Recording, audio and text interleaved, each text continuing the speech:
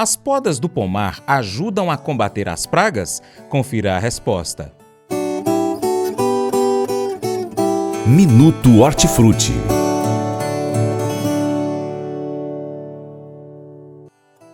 Você sabia que uma das formas de se combater a proliferação de pragas no pomar é por meio da poda? Uma delas é o ácaro da falsa ferrugem, bastante presente nos citros. Também pode ser combatida com essa medida. O pesquisador Daniel Andrade, da Unesp Jaboticabal, e o engenheiro agrônomo da Fundecitrus, Arthur Tomazetto, falam sobre essas ações no programa de hoje e também sobre as formas de se combater essa praga. As orientações foram dadas durante a entrevista para o jornalista Rodrigo Brandão, do Fundecitrus. Na sua colocação, eu queria saber, de um tempo para cá a gente vem falando muito de poda, né? As podas estão no circuito aí da citricultura. Se essas podas de uniformização no pomar, se elas podem ajudar no manejo? Ajudam bastante. Por quê? Dois aspectos, né?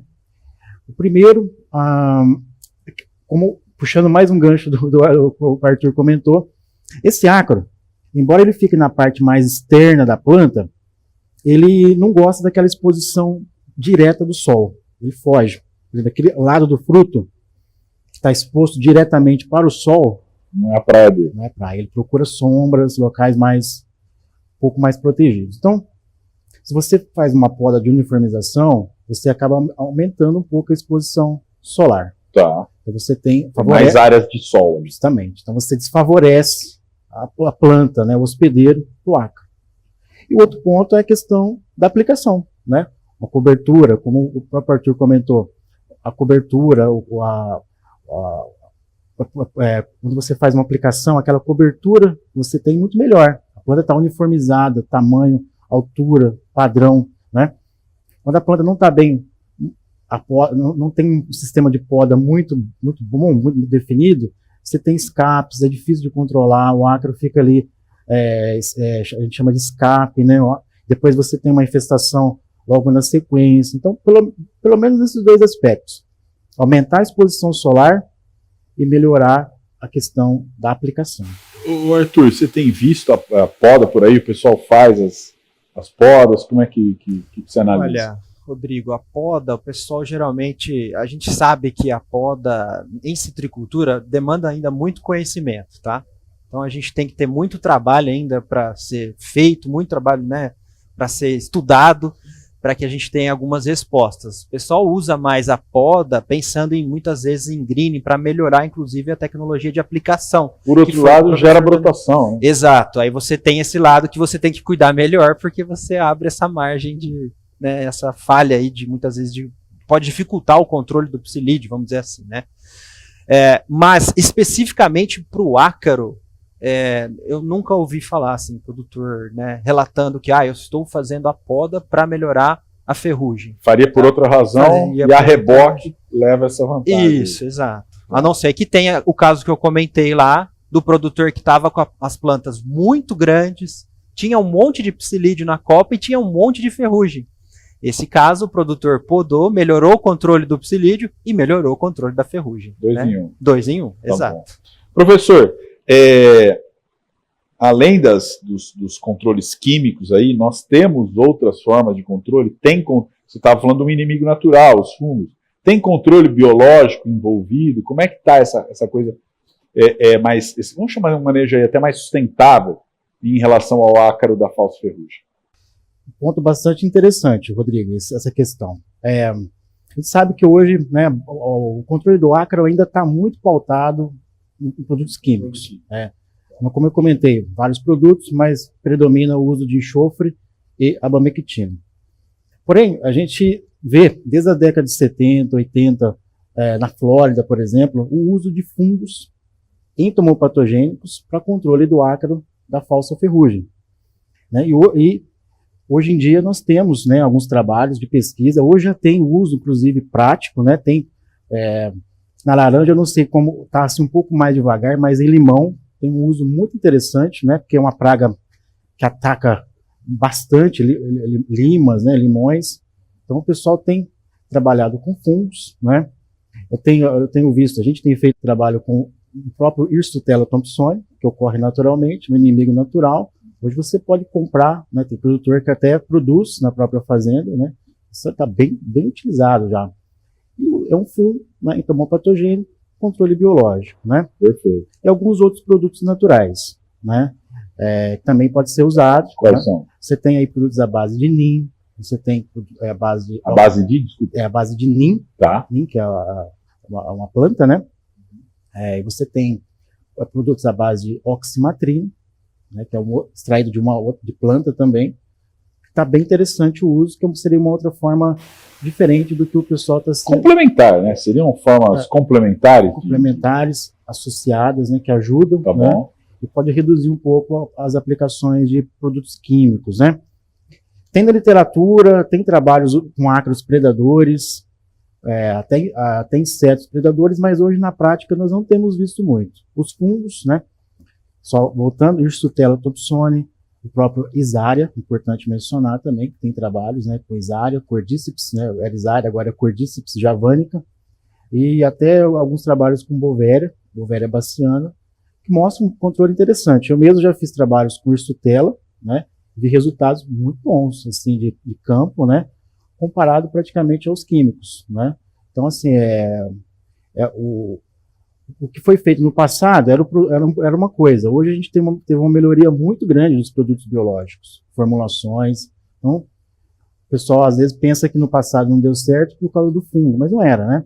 O fungo, ele é patogênico. Não tinha uma formulação muito boa. Perfeito. Agora hoje você tem um formulado, você tem vai evoluindo, sofisticando. Você tem o produtor tem uma noção melhor do momento de aplicar, né? Eu particularmente tenho gostado muito dos trabalhos principalmente com fungos. Falando em trabalhos, você coordena, a gente falou lá, o Acarolab, na Unesp, em Jaboticabal. Como é que estão os trabalhos lá?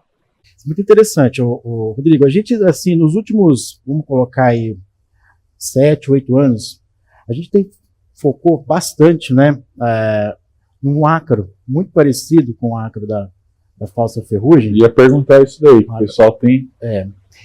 Porque como a gente já tem um conhecimento, embora pequeno, mas já assim suficiente em relação ao ácaro da falsa ferrugem para em termos práticos, né, para manejo, a gente tem monitorado mais, né, uma outra espécie muito similar ao ácaro da falsa ferrugem, que é o conhecido como ácaro marrom da falsa ferrugem, Tá. que ele provoca sintomas idênticos, né? Mas é outro ácaro. Outro ácaro, outra espécie, né?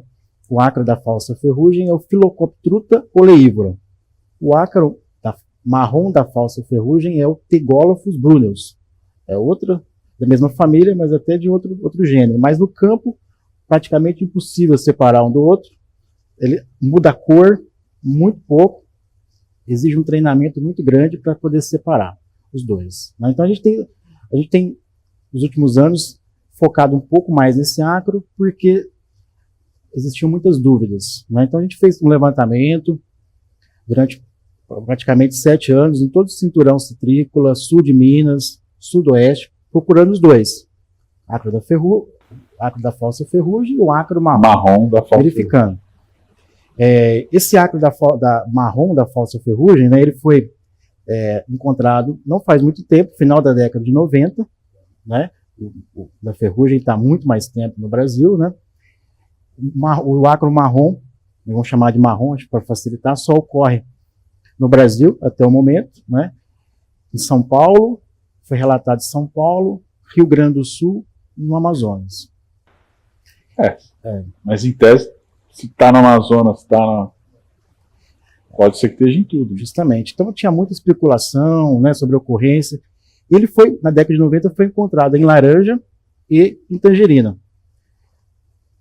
Os nossos levantamentos são mais recentes, começou há 7 anos atrás, 2016, mais ou menos. A gente procurou em laranja esse ácaro no cinturão citrícola inteiro e não foi encontrado. Isso é uma boa notícia. O ácaro marrom não foi encontrado em laranja doce.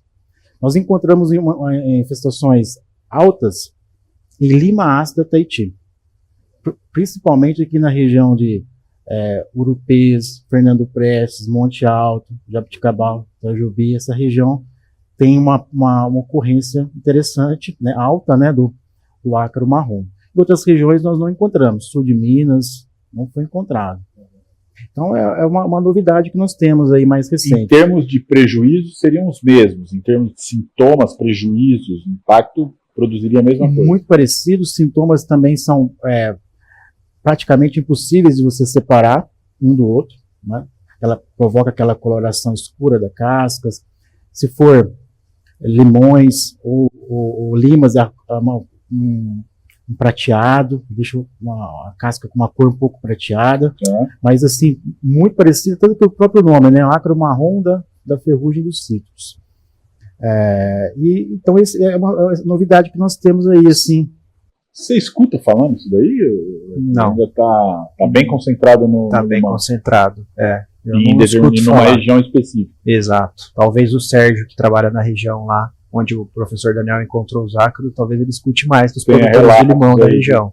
Exato. Tem forma específica de controle? Muda? O controle tem sido feito exatamente igual ao ácaro, até porque o produtor nem consegue muitas vezes diferenciar, né? No campo exige realmente uma prática, então o controle tem sido feito igual, mas nós não temos muitas informações.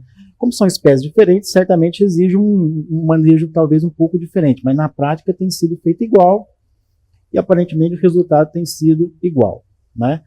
Embora a gente tenha visto também nesses trabalhos que o ácaro marrom ele tem uma sensibilidade um pouquinho menor à abamectina, mas nada que chame muita atenção, um pouco menos sensível à abamectina.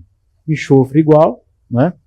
E outro ponto bastante curioso também, Rodrigo, que a gente viu nos trabalhos, que sempre na planta que a gente encontrou o ácaro marrom, não encontrava ferrugem.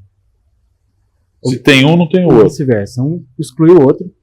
Embora no laboratório a gente colocou eles para conviver, sobreviver junto e ver que foi igual. Mas no campo, curiosamente, nós não encontramos. Sempre um ou outro. Tem o mesmo tamanho? Exatamente o mesmo tamanho, ciclo biológico exatamente igual, mesma duração, né, aproximadamente 7 dias. Né? Então, o ácaro que a gente concentrou mais.